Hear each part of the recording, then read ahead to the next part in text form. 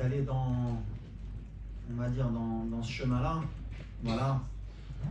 On a un bon continent, on travaille bien, il y a toujours une mauvaise image concernant cela. On veut faire croire que voilà, qu'il y a des matchs qui se gagnent forcément de cette manière, et il ne faut pas se mentir, il ne faut pas avoir de langue de bois. Ça a toujours été le cas concernant le continent africain, d'avoir des doutes ou d'avoir des polémiques. La réalité, elle est que justement, vous les journalistes, vous devez faire votre travail.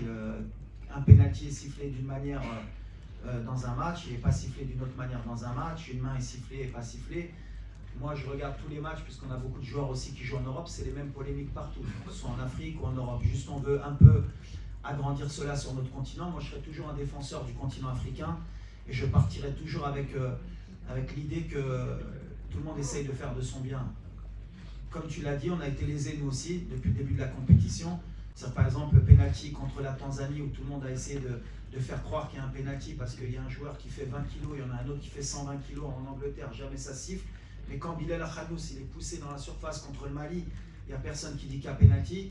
Et le penalty sur Abdé, le dernier match contre le Cameroun, où un joueur dans la surface lui met le pied sur la cheville, si le VAR revient, il y a penalty. Le gardien qui sort sur Sebari, qui lui met les 2 points dans la tête, c'est penalty. Mais comme par hasard, comme le Maroc est pays organisateur, mais bon, après j'ai l'habitude, hein, depuis la Coupe du Monde, on essaie de nous dévaloriser beaucoup de fois sur ce qu'on est en train de fournir.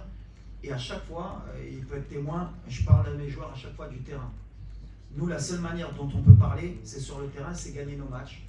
Et jamais vous m'avez entendu après un match, même quand on s'est fait éliminer en Côte d'Ivoire, parler de l'arbitrage. On assume, on avance et on retravaille, c'est l'objectif, c'est comme j'ai dit, voilà, il faut aider l'arbitrage, il faut aider les joueurs, il faut arrêter d'avoir toujours cette sensation d'être lésé.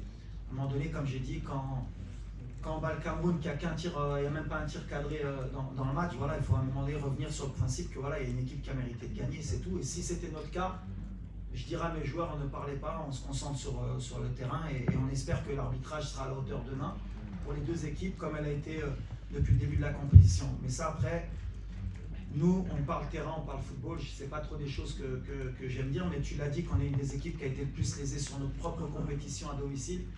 Et après, c'est une question de communication. Aujourd'hui, il y a des réseaux sociaux, il y a de la presse, et, vous en faites ce que vous voulez. Il y en a qui vont être pro-Maroc, il y en a qui vont être anti-Maroc. Nous, l'essentiel, c'est de bien jouer au football. I waiting this question a lot from Moroccan journalists, but it's good. It's from you. Look, in my country it's like this. You need to accept when you are the coach of national team of Morocco. Every result you have a critics. Is true. I do my best for my country every time. Maybe I do a mistake sometimes, because every coach he do a mistake in their life, and is like this. Me, I stay focused with my team is what is important. I fight for my country, and the critic every time. What I say to my player, I can fight about this. What is important is what you do in the pitch. When you win the game, it helped me a lot, because when you have only 4 defeats in 3 years and a half, and you make Morocco in semi-final in the World Cup and semi-final in the AFCON, normally nobody can speak, but in Morocco it's different. You win and you speak. It's like this. You need to accept and to work a lot and to accept this. And we hope the next coach, inshallah, in Morocco, he do more of what I do me. Ça va, bon, on va pas dire que ça va nous aider, parce que l'effectif qu'ont le Nigeria, ils ont des joueurs qui peuvent reprendre le poste, et puis à la limite, les joueurs vraiment importants, voilà, quand tu as Osimhen, tu as Iwobi, tu as Lookman, quand tu vois le banc qu'ils ont, peuvent même changer de système, même si je pense que ce ne sera pas le cas demain. Mais voilà, l'important, c'est pas qu'un seul joueur, c'est comme pour nous. Ils ont manière et matière à changer. Nous, ce qu'il faudra être conscient, c'est que en termes de concentration, en termes d'impact aussi athlétique dans les duels, dans les courses, on ne pourra pas se permettre, par exemple, de faire 20 minutes qu'on ait fait contre la Tanzanie.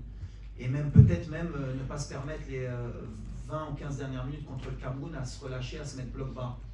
On sera puni à ce moment-là. Donc voilà, il faudra qu'on soit fort mentalement, mais une demi-finale de CAN, elle t'oblige à élever ton niveau de concentration, de course, pour ne pas permettre au Nigeria de souffler et de pouvoir revenir dans le match ou garder leur impact et technique et athlétique. Voilà, ça va être un bon test pour nous aussi encore.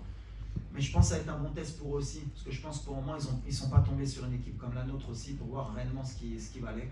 Donc ça va être un bon test pour les deux.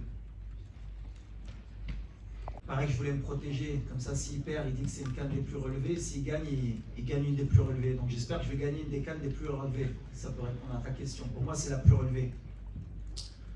Bon stade, bon terrain, bon climat, des joueurs, je crois que donc dans le dernier carré, on doit avoir Salah Ballon d'Or, Hakimi Ballon d'Or, Lookman Ballon d'Or, Osimhen Ballon d'Or, Mané Ballon d'Or. Je ne sais pas si je l'ai dit Salah. Donc ça veut dire qu'on a pratiquement les meilleurs joueurs des dernières années africains. Pratiquement les meilleures équipes. Quand on voit le Nigeria, c'est 17 demi-finales. L'Égypte, eux, ils ont un ticket à chaque fois. Ils sont toujours là, ils ne se posent pas de questions. Sénégal, ces dernières années, c'est une des meilleures équipes, voire la meilleure équipe en Afrique. Et nous, on est en train de remonter depuis 4-5 années pour être un des leaders en Afrique. Donc aujourd'hui, si on regarde les chiffres, si on regarde les ballons d'or qu'il y a sur le terrain, si on regarde les stades, alors un stade à Tanger, je crois que c'est 80 000, un stade à Rabat, c'est 68 000, les deux ils vont être pleins. C'est la meilleure pub qu'on pouvait avoir pour le football africain. Après, est-ce que sur le plan du jeu, pour répondre aussi aux questions plus techniques, est-ce que c'est une des plus relevées? Moi, je vais dire oui. Maintenant, oui, c'est vrai que si on veut aller dans les critères, tu joues une CAN au Mali à l'époque sur un terrain où il fait 50 degrés, ou même la dernière CAN, quand nous on a joué contre la République démocratique du Congo, quand on fait jouer à 13h30 sous 40 degrés avec 80% de taux d'humidité, c'est sûr que c'est plus compliqué de gagner un match. Ça ne veut pas dire que c'est la plus relevée, parce que là on met des critères difficiles aux équipes pour qu'ils puissent ne pas jouer leur meilleur football. Aujourd'hui, à partir du moment où on a donné les conditions pour que les meilleures équipes puissent jouer leur meilleur football, et ben, avant les demi-finales, même en quart, on n'avait que des chocs, et là on voit que les meilleures équipes elles répondent présentes. Je pense que ça va être l'évolution des futures compétitions africaines. On va avoir des meilleures conditions, il y aura de moins en moins de surprises, on aura de plus en plus de chocs, plus de spectacles, on pourra vendre les droits à l'étranger, on donne un meilleur spectacle de notre continent, et à ce moment-là, moi qui suis pro-africain, je suis plus heureux des coachs, parce que c'est ce qu'on veut qu'on respecte notre continent, notre football, même si c'est pas toujours parfait, mais on avance dans le bon sens. Et ces deux demi-finales, j'espère qu'il y aura des buts, qu'il y aura du spectacle pour valoriser notre continent.